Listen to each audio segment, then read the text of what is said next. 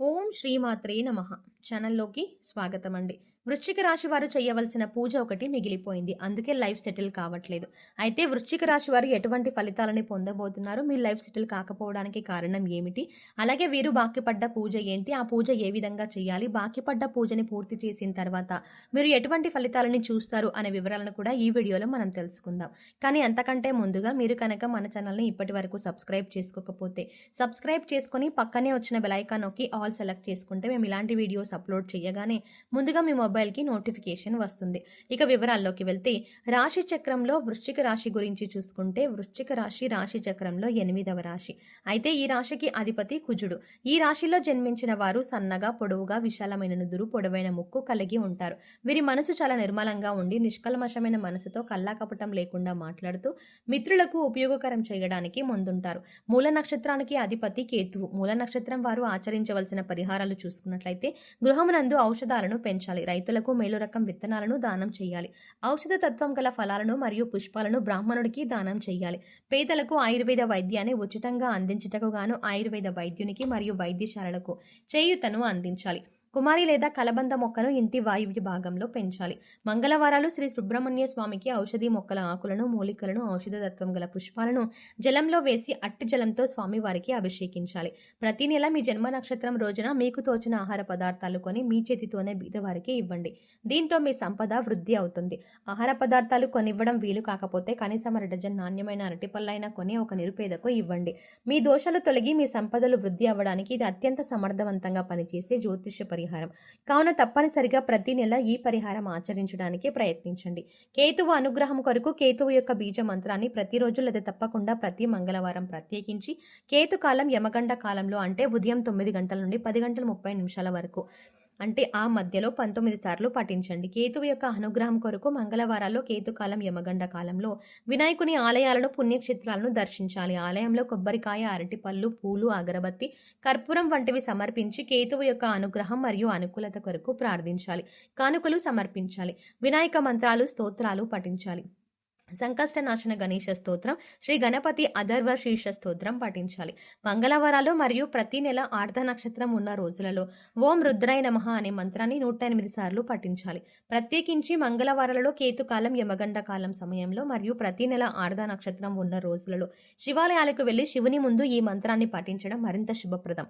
శివాలయంలో కొబ్బరికాయ అరటిపళ్ళు పూలు అగరబత్తి కర్పూరం వంటివి సమర్పించి కేతువు యొక్క అనుగ్రహం మరియు అనుకూలత కొరకు ప్రార్థించాలి.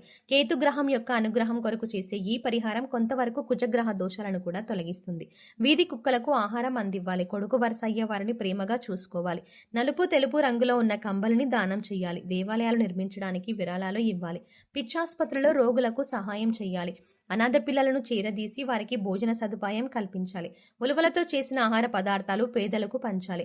ఉలువలను నీటిలో నానబెట్టి గోవులకు తినిపించాలి. మంగళవారం నాడు నియమంగా ఉండాలి. మంగళవారం రోజున ఉపవాసం కూడా ఆచరించవచ్చు. కేతువు యొక్క అనుగ్రహం కొరకు మంగళవారాల్లో సాంబ్రాణి నువ్వుల చెట్టు ఆకులు మారేడు పట్ట ఏనుగు దంతం వీటిలో మీకు లభించిన వాటిని నీళ్ళలో వేసి కాచి ఈ నీటితో స్నానం చేయాలి. కేతువు యొక్క అనుగ్రహం కొరకు మంగళవారంలో వైఢూర్యం నువ్వుల నూనె శాలువ కస్తూరి ఉలవలు ఎరుపు రంగు లేదా బ్రౌన్ రంగు వస్త్రం మరియు ఆర్థిక విరాళాలు వీటిలో ఏదైనా ఒకటి దేవాలయాలు ఆలయ పూజలు అనాథ శరణాలయాలు మరియు అత్యంత పేదరికంలో ఉన్న వ్యక్తులకు దానం ఇవ్వండి. లేదా మీరు ఇవ్వగలిగినంత ఆర్థిక విరాళం ఆన్లైన్ చెల్లింపు ద్వారా ఏదైనా ప్రసిద్ధ ఆలయానికి పంపండి. కేతువు యొక్క విశేష అనుగ్రహం కొరకు కేతువు యొక్క వస్తువుల దానం కేతుగ్రహానికి సంబంధించిన వస్తువులతో స్నానం దేవాలయాల సందర్శన కేతువు యొక్క అనుగ్రహాన్ని ప్రసాదించే మంత్రాలు మరియు స్తోత్రాల పఠనం వంటివి అశ్విని మఘ మరియు మూల నక్షత్రాలు మంగళవారంతో కలిసి వచ్చే రోజులలో ప్రత్యేకించి కేతుకాలం సమయంలో చేయండి. మంత్రజపం రాత్రి సమయంలో చేయడం శుభప్రదం. అలా వీలు కాకపోతే మీకు కుదిరిన సమయంలో చేయవచ్చు. కాకపోతే ప్రతిరోజు ఒకే సమయంలో మంత్రజపం చేయాలి. స్నానం చేసి శుభ్రమైన సాంప్రదాయ బట్టలు ధరించి తూర్పు దిక్కున కానీ ఉత్తరం దిక్కున కానీ చూస్తూ ప్రతిరోజు ఒకే చోట మంత్రజపం చేయాలి. బీజ మంత్రాలను బిగ్గరగా పైకి పలకకూడదు కాబట్టి మనసులోనే మంత్రజపం చేయాలి. పూర్వషడ నక్షత్రానికి అధిపతి శుక్రుడు. మీరు ఆచరించవలసిన పరిహారాలు నీటి పుష్పాలు మరియు పండ్లు గ్రామానికి తూర్పు దిశలో గల దేవాలయంలో పూజార్థమై బహుకరించాలి. తూర్పు దిశలో దేవాలయం లేనట్లయితే గ్రామంలో గల ఏదేని ఒక దేవాలయంలో బహుకరించాలి. ప్రతి గురు మరియు శుక్రవారాల్లో చేపలకు ఆహారం వేయాలి. డబ్బులు ఇచ్చి జీవించి ఉన్న చేపలు కొని వాటిని తిరిగి నీటిలో వదిలివేయాలి. దేవాలయాలకు అగరవత్తులు, ఇతర సుగంధ ద్రవ్యాలు, గులాబీ జలం మరియు విగ్రహాలకు అలంకారానికి కావలసిన సామాగ్రిని కొని ఇవ్వాలి. జారులరులు చేపలు పట్టేవారు కష్టాల్లో ఉన్నట్లయితే వారికి సహాయ సహకారాలు అందించాలి. శుక్రగ్రహం వల్ల కష్టాలు రాకుండా ఉండటానికి శుక్రుని అనుగ్రహం కొరకు శుక్రుని యొక్క బీజ మంత్రాన్ని ప్రతిరోజు లేదా తప్పకుండా ప్రతి శుక్రవారం 16 సార్లు పఠించండి. శుక్రగ్రహం యొక్క అధిష్టాన దైవం శ్రీ మహాలక్ష్మి అమ్మవారు.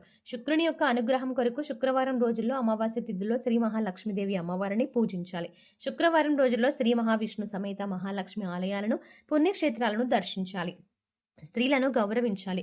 వివాహం కాని అమ్మాయిలకు త్వరగా వివాహం జరగటానికి సహకరించాలి. బొబ్బర్లతో ఆహార పదార్థాలు చేసి పేదలకు పంచాలి. గోవులకు బొబ్బర్లతో నీటిలో నానబెట్టి తినిపించాలి.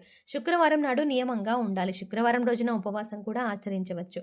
శుక్రగ్రహ అనుగ్రహం పూర్తిగా లభించడం కొరకు శుక్రగ్రహ మంత్రాన్ని ప్రతిరోజు లేదా తప్పకుండా ప్రతి శుక్రవారం 16 సార్లు పఠించండి. ఉత్తరాషాఢ నక్షత్రానికి అధిపతి సూర్యుడు. ఏనుగులు మరియు గుర్రాలకు గ్రాసాన్ని సమకూర్చాలి. ఏనుగు మరియు గుర్ర బొమ్మను లేదా పటాన్ని దక్షిణ గోడకు తూర్పు వైపు ముఖం ఉండేలాగా అమర్చాలి లేదా తగిలించాలి. శ్రీ సూర్య భగవానునికి ఆరాధన వీరికి శుభఫలాలను ఇస్తుంది. వృక్షాలకు మరియు ఇంట్లో గల మొక్కలకు ప్రతినిత్యం తప్పనిసరిగా నీళ్లు పోయాలి. ఏనుగులకు అరటి పండ్లను తినిపించాలి. గోధుమలు, బెల్లం, మంచినెయ్యితో వండిన పాయసాన్ని శివుడికి నివేదన చేసి స్వీకరించాలి.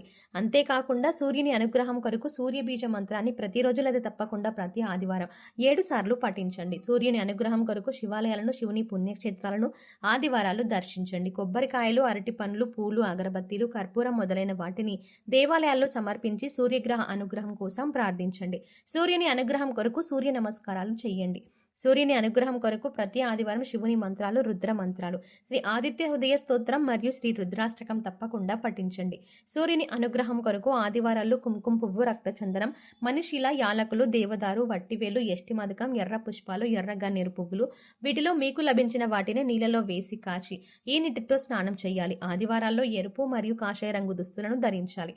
సూర్యుని అనుగ్రహం కొరకు శుభతిథి ఉన్న ఆదివారాల్లో గోధుమలు, బెల్లం, కండ చక్కెర, కంచు, రాగి, రక్తచందనం, పద్మాలు మరియు ఆర్థిక విరాళాలు వీటిలో ఏదైనా ఒకటి దేవాలయాలు, ఆలయ పూజారులు, అనాథ శరణాలయాలు మరియు అత్యంత పేదరికంలో ఉన్న వ్యక్తులకు దానం ఇవ్వండి. లేదా మీరు ఇవ్వగలిగినంత ఆర్థిక విరాళం ఆన్లైన్ చెల్లింపు ద్వారా ఏదైనా ప్రసిద్ధ ఆలయానికి పంపండి.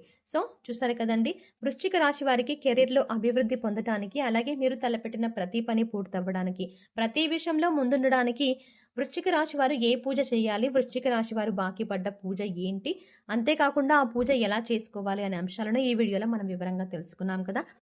ఈ వీడియో మీకు నచ్చినట్టయితే లైక్ చేయండి.